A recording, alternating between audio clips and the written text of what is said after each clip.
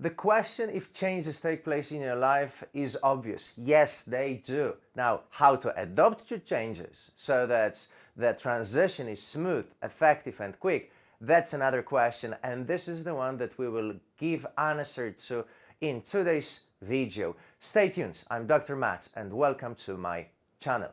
As an introduction, I will say something that all of us understand and know. Change is constant. You either change or you die nowadays, because there's so many transitions that take place in both professional and personal areas that we need to know how to handle them properly. And here's a set of tactics and understandings that will help you deal with that. The first aspect is always connected with the source or genesis of the change. Is it you or was it imposed? If it's change that is caused by you, most probably you will be way more motivated than if it was imposed by somebody else. But of course, it's impossible to avoid things that are imposed because we live in a society that imposes our laws or certain ways of moral or immoral behavior. So we need to know how to handle that as well. Some things will depend on you, some won't. In both cases, you need to adapt. And the faster you adapt, the more effective you become. A very important tactic is called a list of consequences. Prepare two columns, advantages, disadvantages, or pros and cons, and think about what is this change going to bring you from positive perspective and from negative perspective. Now, when people avoid changing, it means that they are only focusing on what's bad for them. If people are very eager to change, but they don't really think about what kind of negative consequences it will have, most probably they are not thinking rationally, and they are a bit more on a naive side, thinking that everything's gonna be fine. We don't want neither of them, and actually we want both. We don't want any of that. We want to know rationally what's going to happen from positive and negative perspective. Now, once you have that list, now we can embrace the facts rather than focus on our emotions, and we're always going to be fearful about change, especially if it's more profound and the transition is deeper. That simply we need to be prepared for it, and embracing facts is easier than embracing emotions in this very situation. Another aspect is dealing with fear of losing. There's something that we already have and we are attached to it. So when we change, we're going to lose it. People, when they think about losing, they focus only on one side of the coin without another, because whenever you lose something, you also make space for something new. It's very simple. If I have this, something in my hands, say it's a relationship, or it's money, or it's a job, or it's my hobby, or it's a car, whatever it is, something material or not, then of course I cannot put anything else here. I mean, one relationship, I cannot have another relationship, or at least not from ethical standpoint. But once I lose it, then it's gone, and now my hand is open again and there's space to put something else here. So now I can have a new relationship, now I can have a new job, now I can have another hobby and another, place to visit, and so on and so on. So basically, when people are afraid of losing what they already have, they never consider that there's gain that always comes after the loss. But they only focus on the loss, so they get attached to it. Now, when they get attached to it and they identify with what they have, then obviously part of their ego is connected with material possessions now, or with relationships or anything else. Now, we want to avoid that. We want you to have things, but not necessarily get connected with them on your identity level, because this way you will depend on the external world.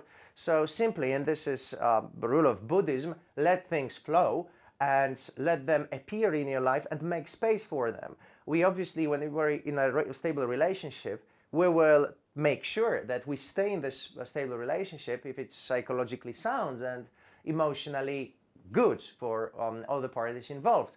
But if there is a relationship that you don't like and you are stuck in it, you are basically avoiding the possibility and not inviting all the possibilities or better relationships to flush out the bad ones that you have in your life. So rather than only being afraid of losing something, which is natural, by the way, also focus on the fact that whenever you lose something, you make space for something new. So losing and gaining go always hand in hand. So you empty this glass, but now it's empty. Now you can put something else in it. And reality knows no emptiness. There's always some energy that will take place. New relationships will appear, new job opportunities will take place, and so on and so on.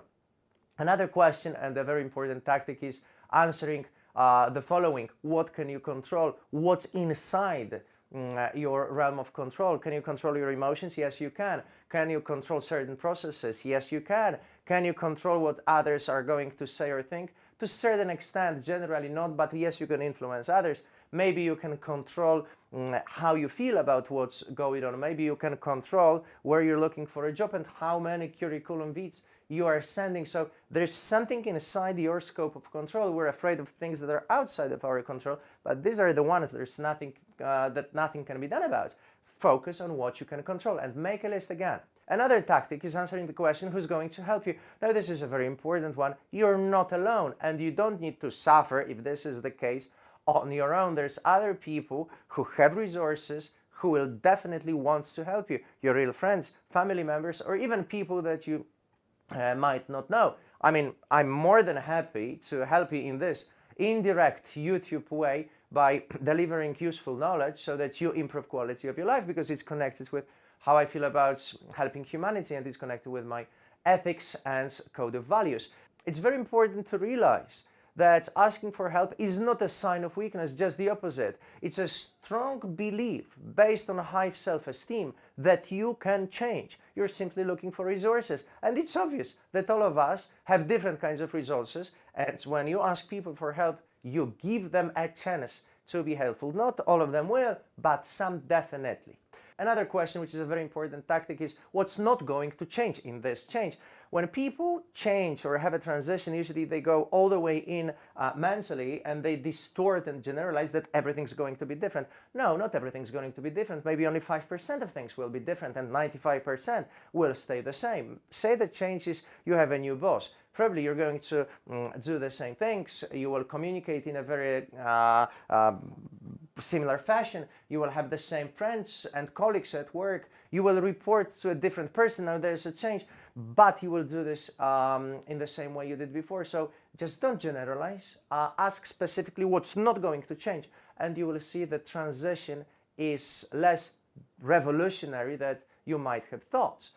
Having said all that, now changes should be embraced in a more effective way. Make sure that you invite them to your life, but also don't push for them, because being a slave to changes sometimes kills our sense of security and also stability that is necessary as a human need for all of us. So changes will take place on their own. This is totally outside of our scope of control, and we will have to adopt. But in some other situations, maybe simply you will want to change. And if you do, then using all these tactics is going to make it easier for you. Thank you very much for today. Subscribe to this channel if you haven't done that yet. And make sure that you leave a thumb up, a comment or a question, and send this video to someone who might benefit from it. Thank you very much, and talk to you next time.